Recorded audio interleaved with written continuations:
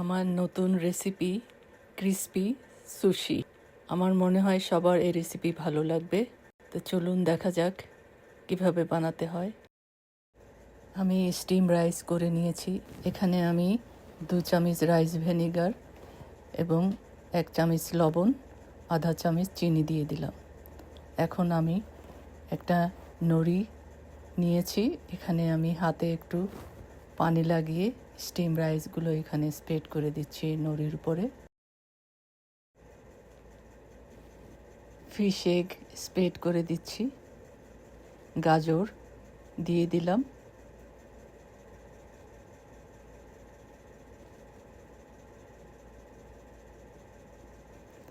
Salmon fish add করলাম। Avocado দিয়ে দিলাম। 3 পিস অ্যাভোকাডো দিলাম। রোলটাকে খুব শক্তভাবে করতে হবে যাতে রাইসগুলো নড়ির সাথে লেগে যায়।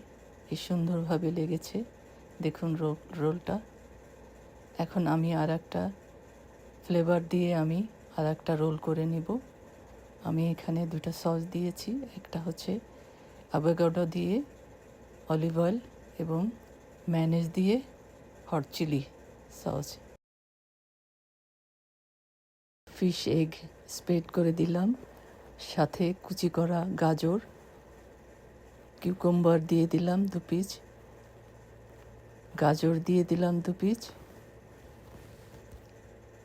এবং সাথে সালমন ফিশ দিয়ে দিলাম 1 পিস। এখন আবার ভালো করে শক্ত হাতে এটাকে রোল করে নেব। রোল আমার হয়ে গেছে দুই রকম ফ্লেভার।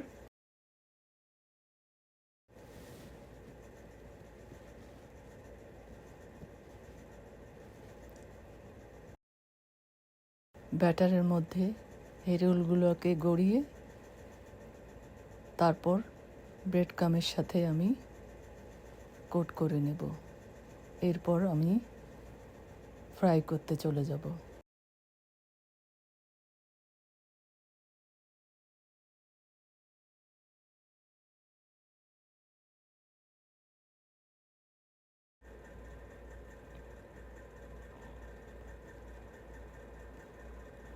ফ্রাই করতে চলে এলাম, আর ফ্লেমটা খুব লো হিটে থাকবে যাতে আমার রোলগুলো না পুড়ে যায়। আমার রোল ভাজা হয়ে গেছে। এখন আমি খুব আলতো হাতে আমি এই ক্রিসপি সুশিটাকে ভালো করে কেটে নেব যাতে না ভেঙে যায়। আমাকে নাইফটা খুব সফটভাবে চালাতে হবে।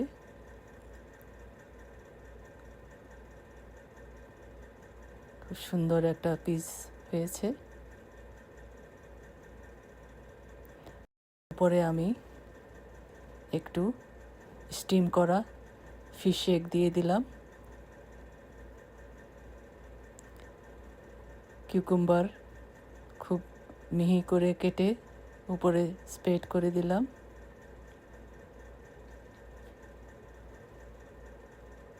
ক্যারট দিয়ে দিলাম।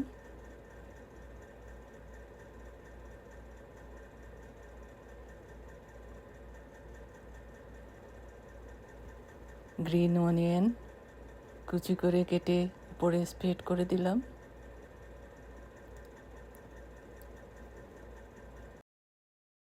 সেই বানিয়ে রাখা সসটা উপরে ডেকোরেশনের জন্য দিয়ে দিলাম।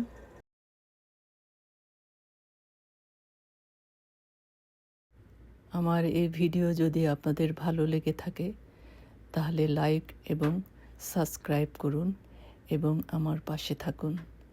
এটাই আপনাদের কাছে আমার চাওয়া। সবাই ভালো থাকুন। Thank you.